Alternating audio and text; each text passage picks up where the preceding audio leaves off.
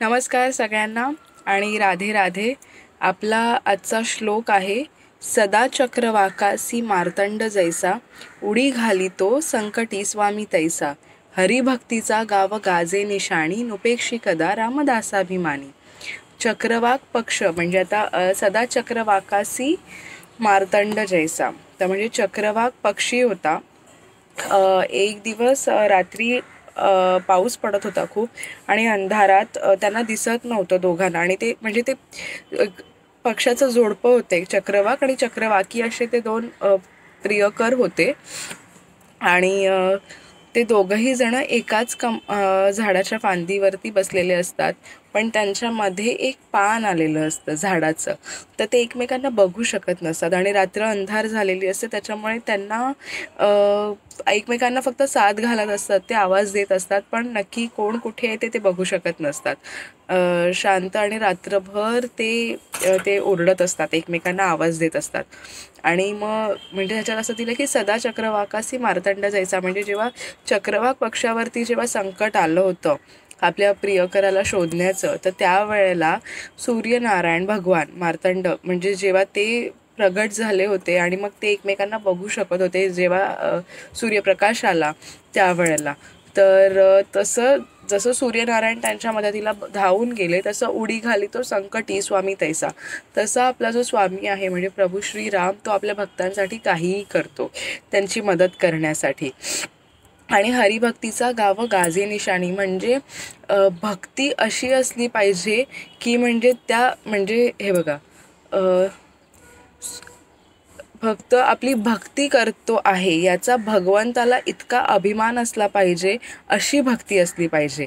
आणि भक्ती कशी असली पाहिजे हे मी भागवतमध्ये फर्स्ट जो माझा व्हिडिओ होता त्याच्यातच सांगितलं होतं, भक्तीचा खरा अर्थ काय आहे।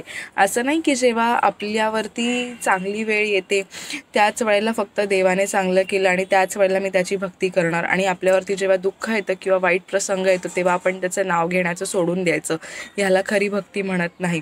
तुमच्या संकटकाळीच तुमची किती भक्ती आहे ना त्याचा कस लागतो, किती तुमचा त्याच्यावरती विश्वास आहे आणि तुमची श्रद्धा आहे, तर हा खरा भक्तीचा अर्थ आहे।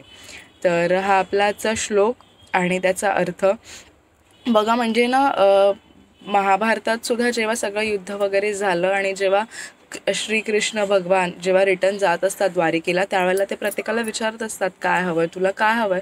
त्यावेळेला ते कुंती माता जी आहे तिला विचारतात, ती त्यांची आत्या असते, तिला विचारतात की बोल तुला काय हवं, तर त्यावेळेला ती त्यांच्याकडे मागते की मला विपदा दे, दुःख दे, कारण की मला आनंदात मला तुझा विसर पडतो आणि मी जेव्हा दुःखात असते ना तेव्हा मला तू नेहमी माझ्या लक्षात असतोस किंवा नेहमी माझ्या हृदयाच्या जवळ असतोस, मग म्हणून सगळ्यात जास्त मला काय प्रिय असेल तर ते, असं ती मागते।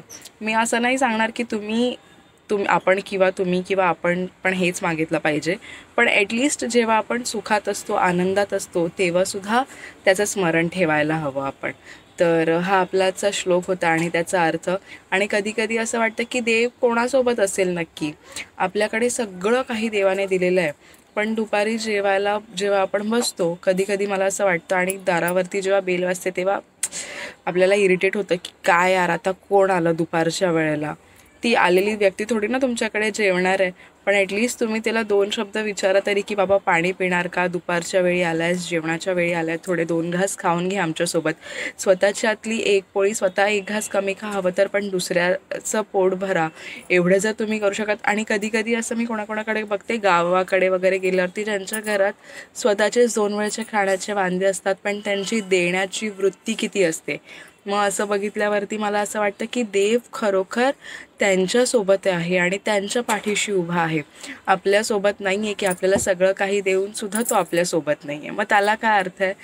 तर असा आपला श्लोक होता आणि आपला आजचा 37वा श्लोक होता। आपण उद्या 38वा श्लोक बघणार आहोत। तर आजसाठी धन्यवाद। आज निरोप घेते।